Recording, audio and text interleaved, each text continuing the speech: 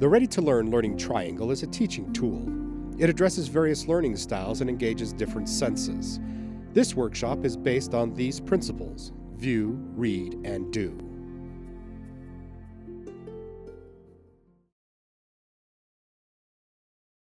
Repetition and variation. That's the name of this workshop that we're going to be doing today. And you know, they seem like complete opposite, because what is repetition, Liz? I'm going to pick on you. What's repetition? Repeating. Yeah, doing something over and over and over again. And Mary, what's variation? Variation is when there are differences. Okay. Now, the best way that I can explain this is to tell you a little bit about my background. I'm from Idaho.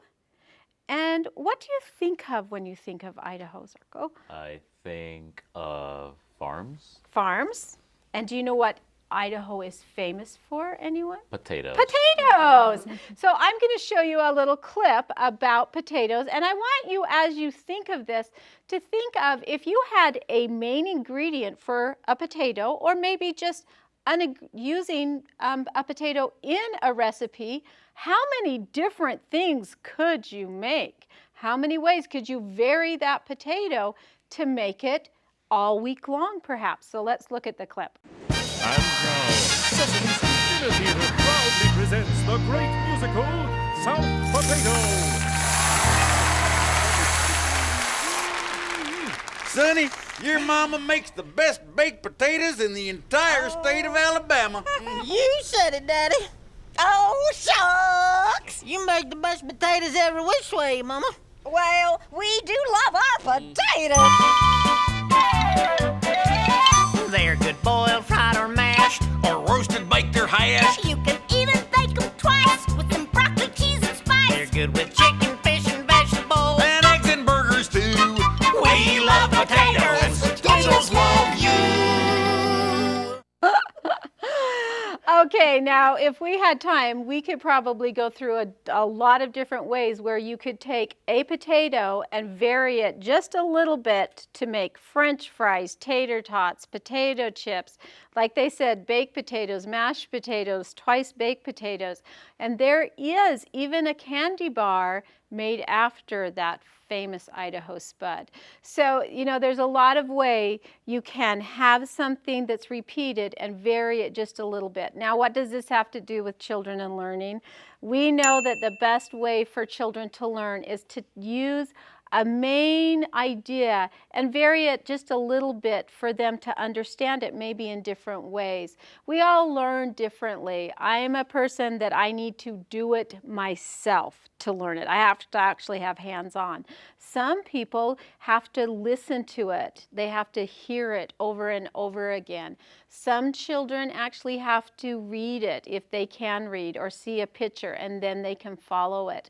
Most research shows that the best way is to include all of those different learning styles, and it will help us learn better. So that's repetition and variation. And we're going to actually today take 3 different PBS shows and show how they have a main ingredient or a main theme, but they vary it enough that you can learn. So stay with us while we take 3 shows, do our learning triangle, and show how you can really help children learn by just changing things around just a little bit.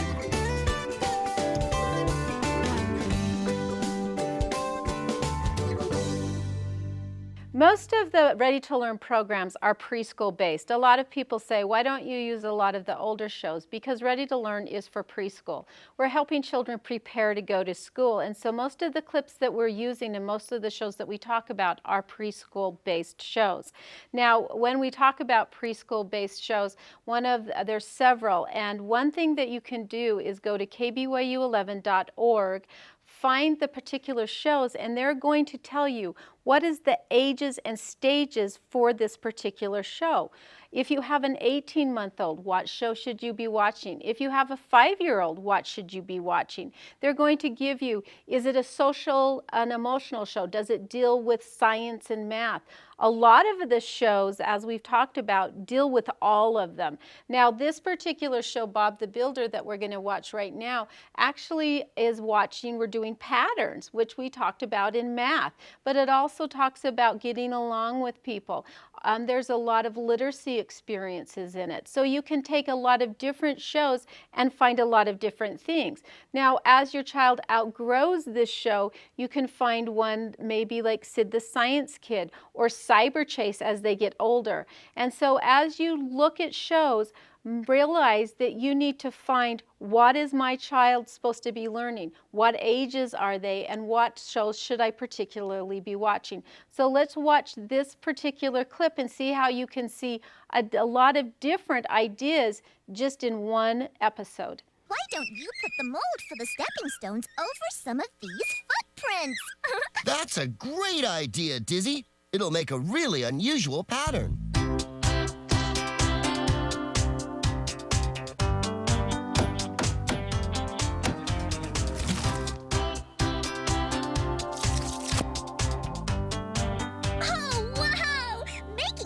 Is brilliant, Bob! I think these stepping stones look great. Good work, Dizzy. There's one more, Bob. Huh? My footprints. One thing that we do know about every show, no matter if it's a children's preschool show or one of your favorite shows that you watch, is it has a main theme. If I watched my show that I like to watch when I come home from work to be entertained, usually not to be educated, I'm going to look for the same characters. I'm going to look for the theme song. It's probably going to have even the same theme, but just varied a little bit. And that's the one thing with children's shows is you're going to see the same characters. You're going to see the same music. Now, this particular show that one of the particular shows that PBS does not air on TV anymore, but we have it online that you can watch episodes, is Teletubbies. Now, Teletubbies was a show that a lot of parents didn't like. Well, you know what? It was made for a very young child, for an 18-month to a 2-year-old. There was a lot of repetition. Now, when we talk about what a show does over and over again, in Teletubbies, they repeated how the Teletubbies actually came out each time. If there was a beginning of an episode, it started one way. When it ended, it showed the child giggling and laughing. That was very repetitious. They did that. They would take a particular word and repeat it over and over again because that's how children learn, is listening to that repetition. How many have a child that's, does anybody remember a child that's about 18 months where they say the same word over and over again? Okay, that's very normal. As we watch this clip, and you can find a lot of shows that will repeat a word over and over again, I just want you to count how many times the particular word is said. And I think this is about a 30-second clip, so it's a lot of the same word in a very short amount of time. One day, in Teletubby Land, something appeared from far away. Ooh. Ooh.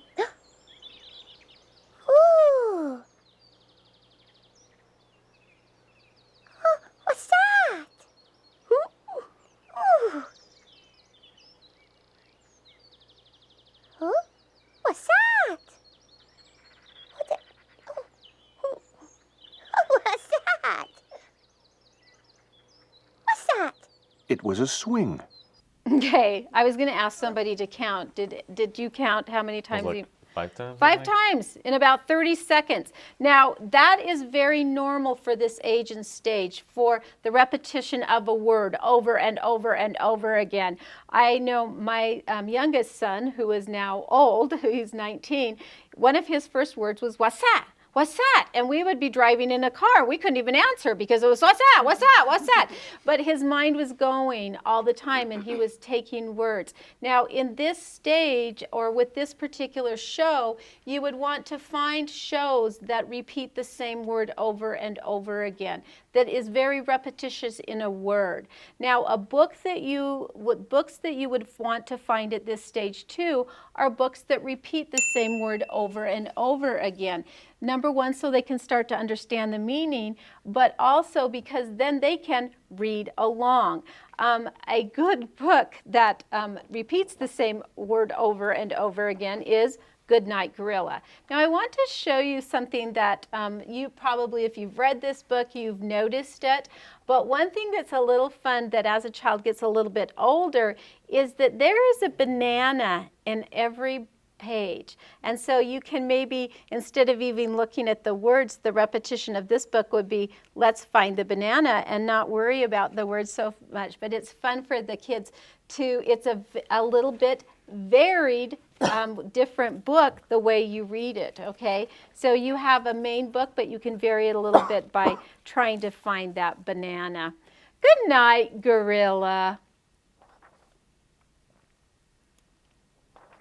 Good night, elephant.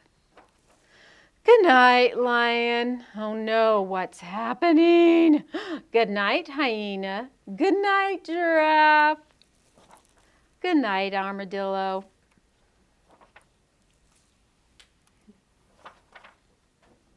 Ah, been a long day. Good night, dear. Good night, good night, good night, good night, good night, good night, good night. Now, when my grandson was just little, this was his favorite page.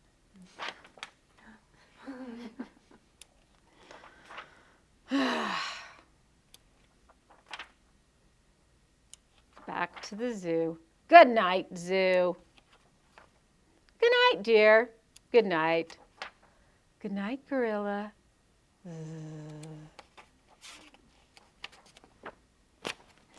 Very repetitious, right?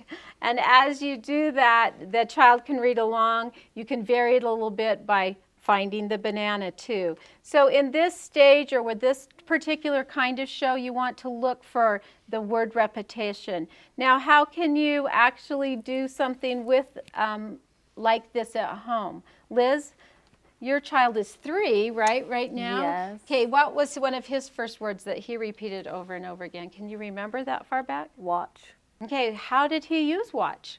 We would have him watch what we were doing, and then one night he just decided to throw his binky, and he thought it was funny, and he kept on repeating watch, and he'd go get his binky and throw it again, watch. And he repeated and repeated, and it lasted about 4 days. Okay, all right.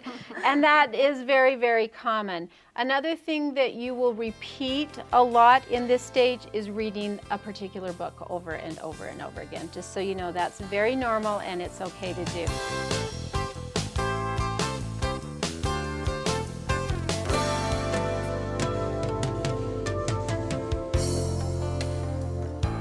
Our next clip that we're going to talk about actually deals with social and emotional skills. One thing that I have heard a lot of parents say is children don't notice differences. Oh, yes, they do. They notice differences just like that. And so when you watch particular shows that have that social and emotional theme, they can take everyday experiences that they're going to be watching. You can show them, you can discuss them at home, and then when you're out in the world, you can also implement those. Clifford the Big Red Dog is mostly about those 10 big red ideas that deal with getting along with other people and also getting along with yourself or respecting yourself. Most of the shows that we will watch, Arthur is another show that deals mostly with getting along with people. Sesame Street does a lot of that too. A lot of the shows will do with numbers and alphabets, but they really will also focus on getting along with other people. Now, in this particular clip, the dogs are a little bit different and they don't know quite how to handle somebody that's a little bit different from themselves. This is very common with children, and it's something that you'll see over and over again where children are not quite sure how to get along maybe with a child that talks a little bit differently or looks a little bit differently. And so these shows will actually support that idea, and you can talk about them as a family. So when those situations come up, you can refer back to, oh, do you remember when? Oh, it's beautiful. I want to see it up close. How do we get up there? Gee, Casey, Rocky Point's kind of hard to climb. Oh, is it too hard for you? Well, no. Then come on.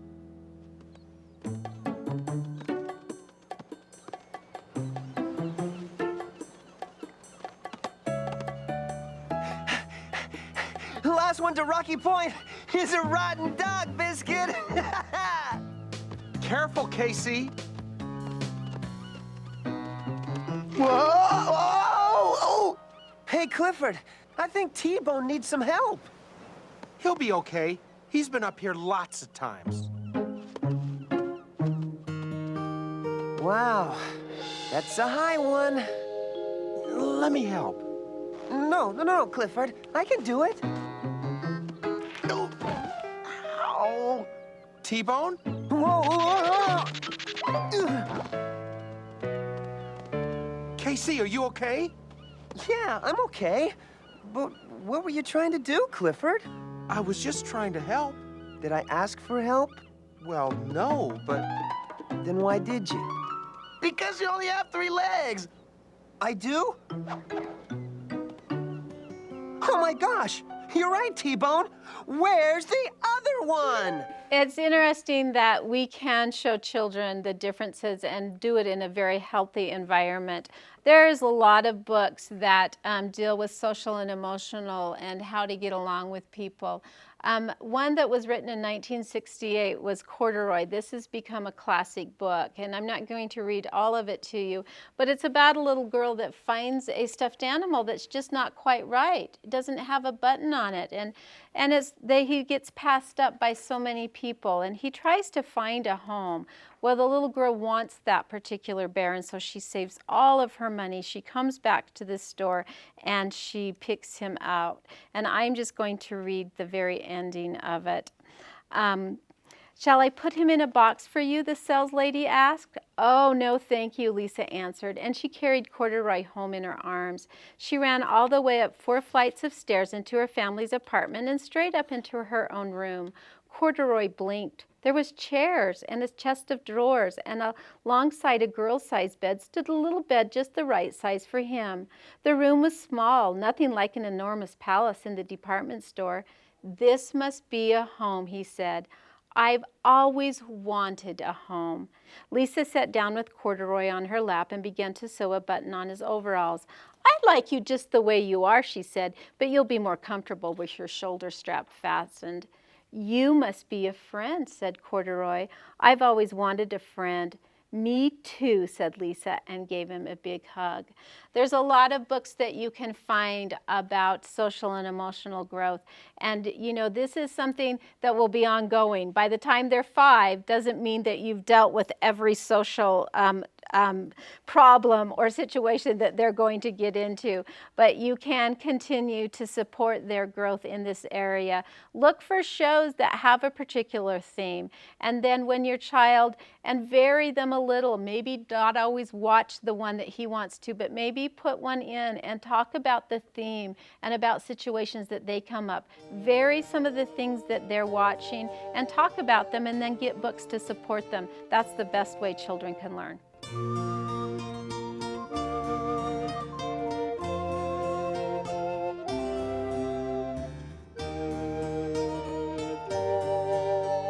As you watch shows on PBS, there are many that are really educational. In fact, there's studies and research have shown that if children will just watch them once or twice a week, that their vocabulary skills will increase, their literacy skills will increase, their knowledge of numbers and facts will increase. And so look at those shows, find those shows. There's several research papers done if you Google search a PBS and see what shows are most effective. One show that is particularly effective with reading skills is Between the Lions. I know I have some kindergarten teachers that have said that their kids come in singing some literacy experiences that they don't quite understand quite yet, but as then they're introduced to them, they start to make sense. In this particular clip, it shows the long vowel sound and a silent vowel sound. And so watch this, and I have had some parents that have watched this that said, I didn't know that. I wish that I would have known that. And then as we are going to watch one clip right after another, and you're going to see where we take a chunk, and a chunk is 2 letters that are together that make a particular sound, and then you put another letter with it to make a word. When 2 vowels go walking, the first one does the talking. In boat you hear the O and not the A.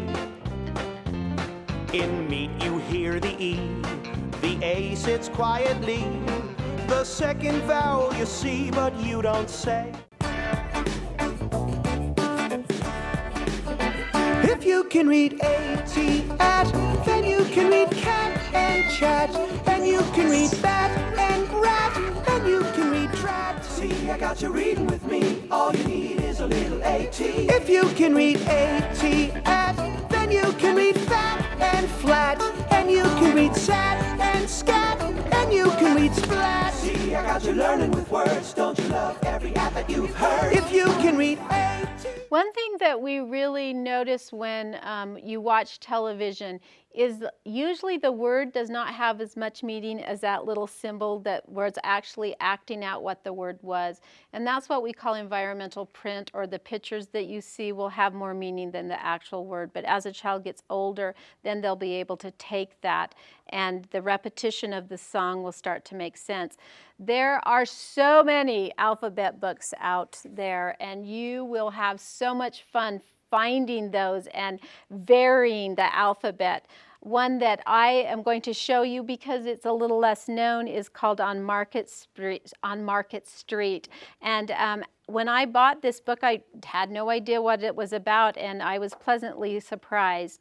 The merchants down on Market Street were opening their doors. I stepped along that Market Street. I stopped at all the stores. Such wonders there on Market Street, so much to catch my eye. I strolled the length of Market Street to see what I might buy.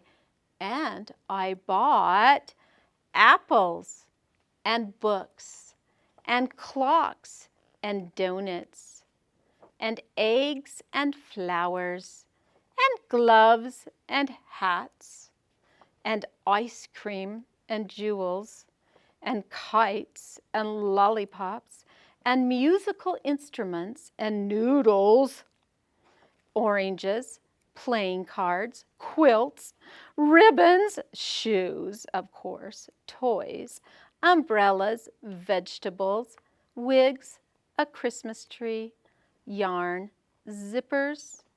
My arms were full on Market Street. I could not carry more. As darkness fell up Market Street, my feet were tired and sore. But I was glad on Market Street, these coins I bought to spend. I spent them all on Market Street on presents for a friend. Now, if you wanted to look at this book, you would spend a lot more time than I just did with this, because children will just look at each of those different things, all the different clocks, all the different donuts. But it's a great variation on the alphabet. On a particular note, I remember when I took this book home and was sharing it with my daughter, she was saying to me, "Oh, that person is symmetrical. Oh, that person's asymmetrical." She used a math term that I had to sort of look that up. And it was interesting that she would notice that and then go along with the zippers. And once again, this is a very good book for a beginning stage, because children, after you've read it once or twice, then they can read it also. So lots of ABC books that you can find out there. As you find particular shows with the same theme, make sure to vary what you do with them a little bit differently. You can take just a typical story like Goldilocks and the Three Bears and read different versions of it. Or you can take a book like There Was an Old Lady Who Swallowed a Fly, and then there's lots of different versions. There was an old lady who swallowed a shell. There was a teacher, I know an old teacher that did that. And your activity that you're going to take home with you, it takes a book that no longer becomes a book, it becomes an activity that you do, and the story is right here. There was an old lady who swallowed a fly, and then each thing that she swallows, and your children can actually do this with you. There was an old lady who swallowed a fly. I don't know why she swallowed a fly. Maybe she'll cry. And then you'll find the second one. I know an old lady who swallowed a spider. And then you're not even using a book, but you're varying that story just a little bit that they can use it. Now, we've talked particularly about shows today, and I want to end about talking about books. Most of you have a favorite author, and a lot of you have one that's a children's author that you're going to want to add to your home. Don't always use the same book. Make a variation of different books. Some of the books that we had here, it's interesting to note once again that Corduroy was written in 1968. The pictures are very, very different than other books. I'm just going to show you a variation of different books. A Bad Case of Stripes by David Shannon. Look at the beautiful pictures in here. I mean, that's very, very different than some of the books that we've read today, that you can find different kinds of books. Vary your book. Make Way for Duckling that you have in front of you is just in very, very simple colors. Find different books. One author that I really like because she does a lot of repetition and variation is Jan Brett. You'll notice with Jan Brett that what she does is she will have what happened right before, what's happening now, and what's going to happen next. And she'll do this in so many different ways. In one book it will be a wood carving. In this particular book it looks like cross stitch and needlepoint. And so she varies her books, but she always has that same theme of what's happened before, what's happening, what happened before this page, what's happening now, and a little hint of what's going to happen next. She does this a really great job. Find a lot of different books. How many love the book Alexander and the Terrible, Horrible, No Good, Very Bad Day? Okay, that book's actually in black and white. And when you know you're thinking, oh, it has to be really colorful. If that's your favorite book, it will be your child's favorite book. Remember our potato example. Remember that you can just take a main ingredient, whether it's a TV show, a book, and vary it a little bit so children learn better, and try to get all different kinds of learning styles so children will actually have a different way of looking at things as you teach them a new set of skills. How many of you as parents think that you do the same thing over and over and over again? That repetition is your life. Any of you by the show of hands? And so just vary it a little bit. But I want to end with one good thing to think about when you do that repetition over and over again. And so I'm going to read you a quote. Having ordinary routines and rituals, such as bedtime stories, Sunday dinners, birthday cakes, and yes, even chores, is linked to marital satisfaction, better children's health, and academic achievement, and of course, more secure adolescence. And this is according to an examination of Syracuse University of 50 years of data on family dynamics. In fact, research there found that life's little routines add up to a great big security blanket, especially in time of stress. So remember, boring is a blessing.